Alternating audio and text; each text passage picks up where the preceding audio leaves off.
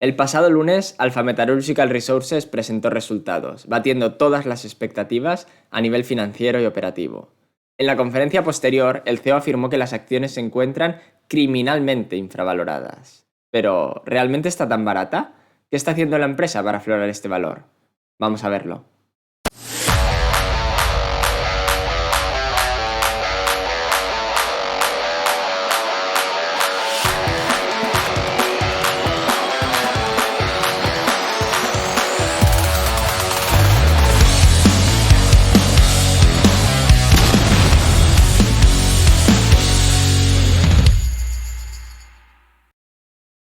Y antes de empezar con el análisis, el disclaimer habitual, nada de lo que se comente en este vídeo es ni pretende ser recomendación de compra ni de venta de ningún activo financiero. El propósito es simplemente formativo y de entretenimiento y cualquier decisión de inversión debe ser tomada de forma individual y atendiendo al perfil de riesgo y horizonte temporal de cada uno. Y sin más preámbulo, ahora sí empezamos con el análisis. Antes de entrar de lleno a valorar los resultados del primer trimestre y si tienen sentido o no los comentarios del CEO sobre cómo de barata está la empresa, vamos a hacer un repaso a su modelo de negocio y una introducción a la empresa por si alguien no la conoce todavía. Alpha Metallurgical Resources es el mayor productor de carbón metalúrgico de Estados Unidos. Más o menos tiene un 25% de la cuota de la oferta. Tiene 24 minas situadas en el país y produce 16 millones de toneladas al año. Lo interesante de esta empresa es sobre todo el sector en el que opera, que es el del carbón metalúrgico. ¿Y para qué sirve este input? Pues es uno de los componentes utilizados en la fabricación de acero. Al contrario que el carbón térmico no tiene tanta mala prensa ni tanta presión ambiental para su faseado y desaparición porque no existe actualmente una alternativa tecnológica viable al carbón metalúrgico. Esto lo que hace es que no solo no tenga vientos en contra, sino que de hecho tiene bastantes vientos de cola a favor, porque se están impulsando varios programas de desarrollo de infraestructura y construcción, sobre todo en regiones menos desarrolladas todavía, como puede ser Asia-Pacífico o África, y requieren de una cantidad ingente de carbón metalúrgico. No solo afecta a los mercados en desarrollo, sino que otros países ya mucho más establecidos o incluso la primera potencia mundial como es Estados Unidos, tienen infraestructuras en muchos casos que ya son muy antiguas. Recientemente, en concreto el año pasado, vimos cómo aprobaban un nuevo presupuesto de $1 trillón para renovar estas infraestructuras. Por lo tanto, como digo, al no haber una alternativa tecnológica viable al carbón metalúrgico, pues estos son vientos de cola muy significativos para el sector. El mercado además está muy tensionado porque a pesar de no tener estas presiones ambientales y sociales en contra, sí que es muy difícil para este tipo de empresas encontrar financiación y además recibir permisos de explotación. Al final no deja de ser minado de carbón, por mucho que el producto final tenga mejor aceptación, como digo, que el carbón térmico, pues no deja de ser un minado que tiene un impacto significativo en el medio ambiente, entonces cuesta mucho conseguir nuevos permisos y financiación para desarrollar nuevos proyectos. ¿Esto qué está provocando? Y aquí tenemos esta infografía a la izquierda en el que se proyecta la demanda para 2026. Al final la demanda de acero no tiene un crecimiento espectacular, pero sí que puede ser, al igual que en la energía, un proxy para el crecimiento económico o el desarrollo económico a nivel mundial y podemos esperar un crecimiento de un 1%, un poco más tal vez, cada año. En cambio, la oferta, al ser una industria extractiva que va declinando en productividad y va consumiendo sus recursos si estos no se renuevan, pues obviamente si no se sancionan nuevos proyectos o no se aumenta la producción en los que hay, se descubren nuevas reservas, etcétera, pues va a haber un déficit que en 3 años, 2026 al final no es tan lejano, se proyecta que va a ser casi un 20% de la demanda total, lo cual es muy significativo y pone mucha presión, como ya veremos después, en los precios. En el caso de Alpha Metallurgical Resources, además, están muy bien posicionados para aprovechar todos estos vientos de cola, porque a pesar de ser un productor americano y, como digo, de hecho, el mayor productor de carbón metalúrgico de Estados Unidos, el 81% de sus ingresos provienen de la exportación. Por lo tanto, ya están enfocados a satisfacer las necesidades de demanda de estos países que más crecimiento muestran. Aunque el crecimiento a nivel global sea de un 1%, obviamente es desigual y tal vez se compensa un crecimiento menor, o por ejemplo del 0,5% en Europa con uno del 2% en India. De hecho, esto es otra de las partes interesantes. Cuando digo que satisfacen a un mercado extranjero y exportan el 81% o obtienen el 81% de sus ingresos de la exportación, no son muy dependientes de China, lo cual es sorprendente y positivo en este caso, porque ya vemos que a pesar de la reapertura, claramente respecto a la década prodigiosa de 2000 a 2010, están sufriendo una desaceleración notoria. Su principal mercado es India, que se encuentra como China hace 20 años. Son ya el país con más población del mundo y uno de los que registra mayores cifras de crecimiento, lo cual, como digo, pues es muy positivo para la empresa. Si tenéis interés en conocer más y mucho más detalles sobre a qué se dedican, cómo es su producción, a qué mercados exportan y cuáles son los datos financieros concretos, recientemente preparé un artículo en mi newsletter que os dejaré en la descripción y al que podéis acceder para completar la información que comparto en esta tabla. Ahora sí, entrando en más detalle ya en los resultados del primer trimestre, vemos que tanto a nivel operativo como financiero ha sido un trimestre espectacular. Han tenido un récord de producción de 4,4 millones de toneladas y no han podido vender la totalidad de la producción no por debilidad en la demanda, sino por problemas logísticos. Durante estos 3 primeros meses hemos leído varias noticias sobre problemas en el sistema ferroviario de Estados Unidos, a los que se les suma también que han tenido algunos días no operativa su terminal de exportación de la que son copropietarios, pero no ven que esto haya eliminado la posibilidad de venta de estas toneladas extras, sino que simplemente la demanda se traslada a trimestres futuros. Por lo tanto, como digo, a nivel operativo, pues récord de producción en el trimestre y a nivel financiero han generado $17 por acción de beneficio. La caja es en realidad mayor porque en industrias que tienen, son no asset light, sino asset heavy, es decir, que tienen mucho peso de activos caros, la depreciación y otras partidas contables restan al beneficio, pero en realidad no afectan a la caja. Entonces la caja sería aún mayor, como digo, pero solo centrándonos en el beneficio han generado un 11% del valor total de la empresa en un trimestre. Lo que es más relevante y que se puede extraer de esta tabla, a alguien le puede sorprender y ahora explicaremos cuál es el motivo, es que si comparamos con el año pasado, donde el beneficio fue un 30% mayor en el trimestre, sin embargo, cuando vemos en el beneficio por acción, vemos que no es tan diferente, ¿no? ¿Y a qué se debe esto? Pues la empresa se encontraba prácticamente al borde de la quiebra hace 2 años.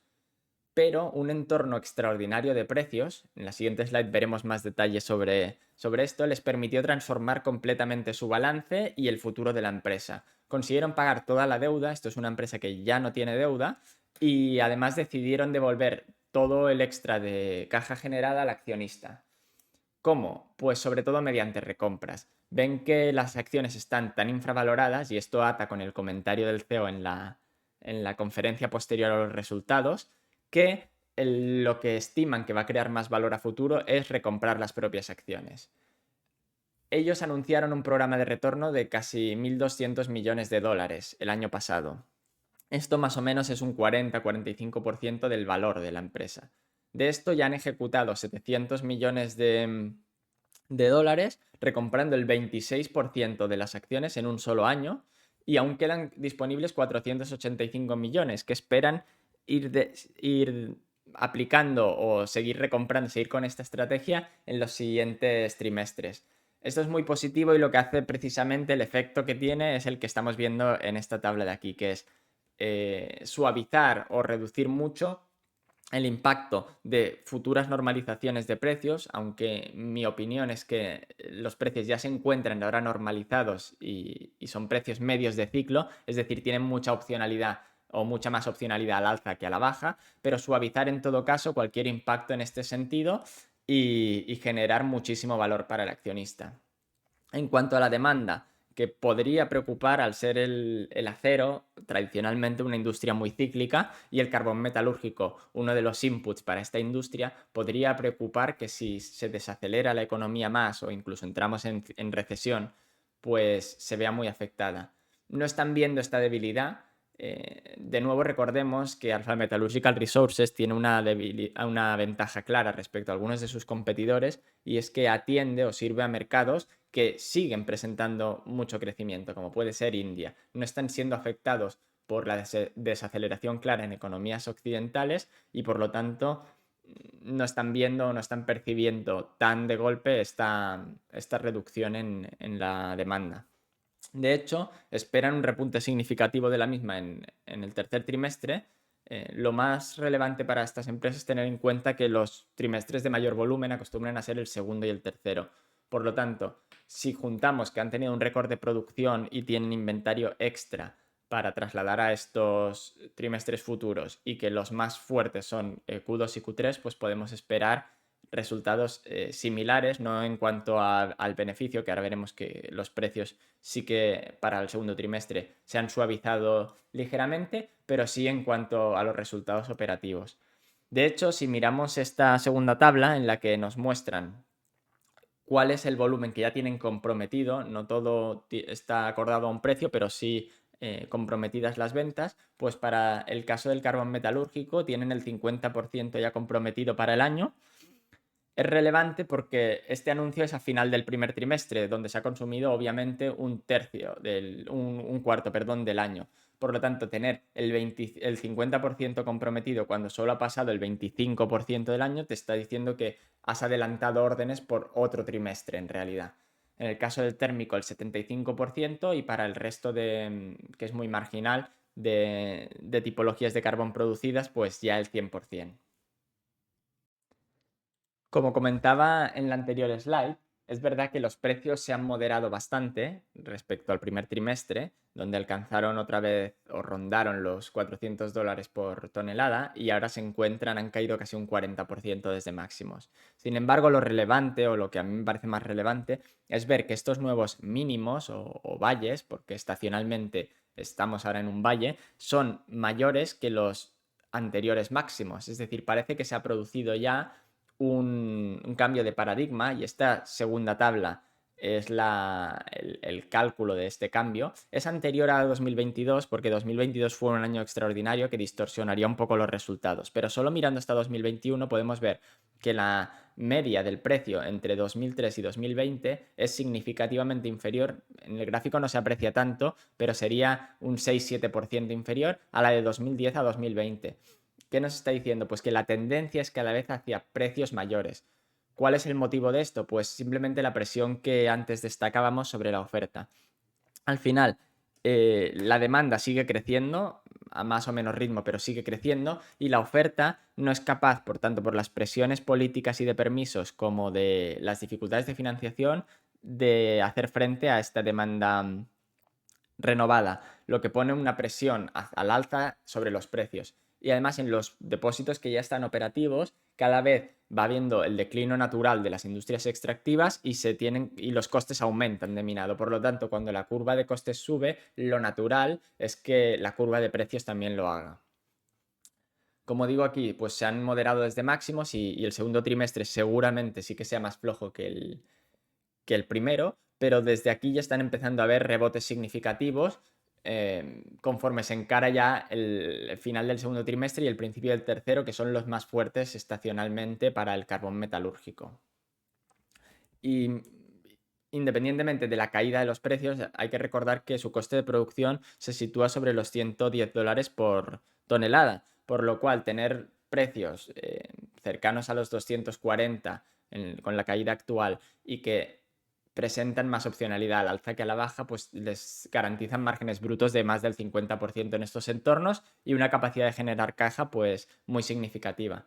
Aquí en este gráfico también se puede observar la suerte que tuvo la empresa de estar en unos entornos en los que estaba prácticamente quebrada por la gran cantidad de deuda que tenía, el rally significativo que hubo el año pasado, propiciado sobre todo por la guerra en Ucrania, y que le permitió transformar completamente su balance y la empresa y ponerla en una situación privilegiada, como hemos dicho, para poder crear mucho valor para el accionista mediante las recompras y ya veremos que también los dividendos.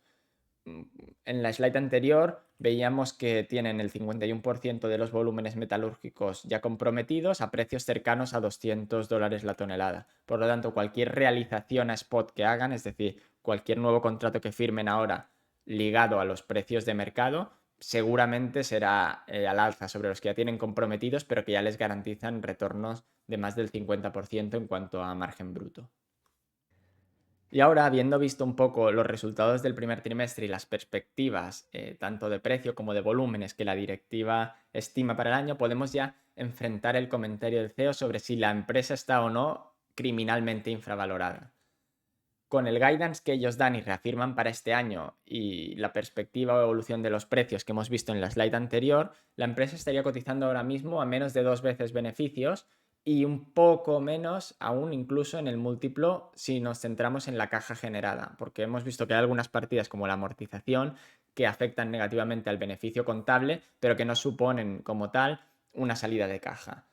Teniendo en cuenta el guidance que nos da la empresa, y otra vez atando con el artículo que ya publiqué en la newsletter y que os dejo en la descripción, generé un modelo que si alguno está interesado en conocer más detalles sobre el mismo, esto es simplemente un pantallazo de una de las pestañas, pero contempla volúmenes, precios, costes, más detalle del balance, un descuento de flujo para el precio, etcétera, pues podríamos tener una estimación de cuánto va a generar en caja realmente esta empresa.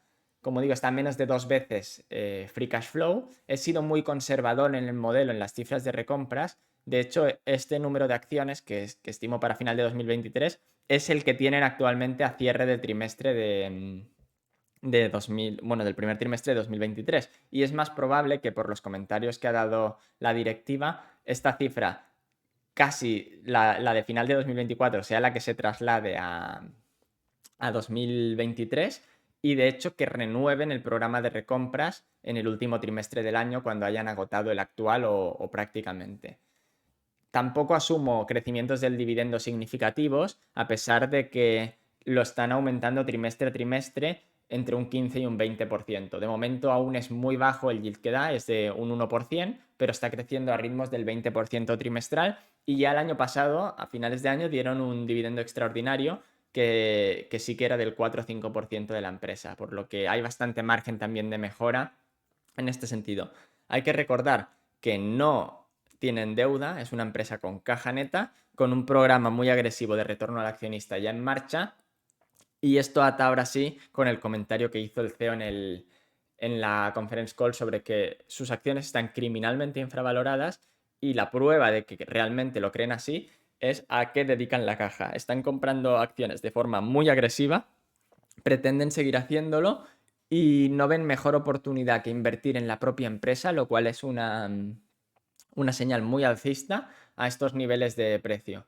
Como sabéis, se trata de una de mis mayores posiciones y estos resultados del primer trimestre me han parecido espectaculares, aunque la parte positiva de operar o de invertir en empresas de materias primas es que una vez tú conoces los volúmenes y los precios que son públicos, salvo algún desastre operacional, que no es el caso, hemos visto que han tenido un récord en desempeño operativo, es muy fácil modelar o predecir cuál es el resultado que van a dar.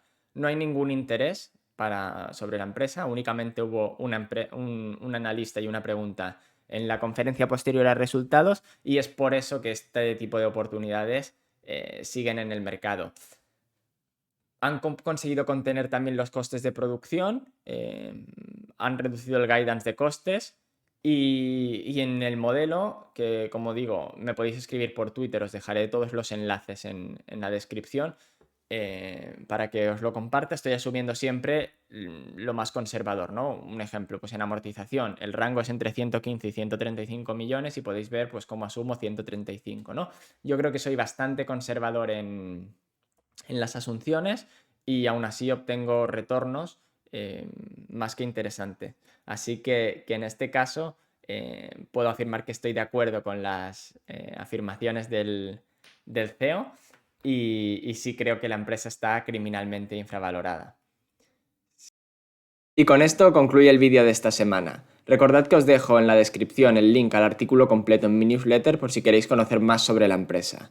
Si creéis que este tipo de vídeos pueden aportar valor, os agradezco si os suscribís y lo compartís con vuestros amigos y conocidos para que pueda llegar a más gente. También podéis dejarme en los comentarios cualquier feedback de mejora sobre el contenido o nuevos temas que queréis que se traten en siguientes entregas.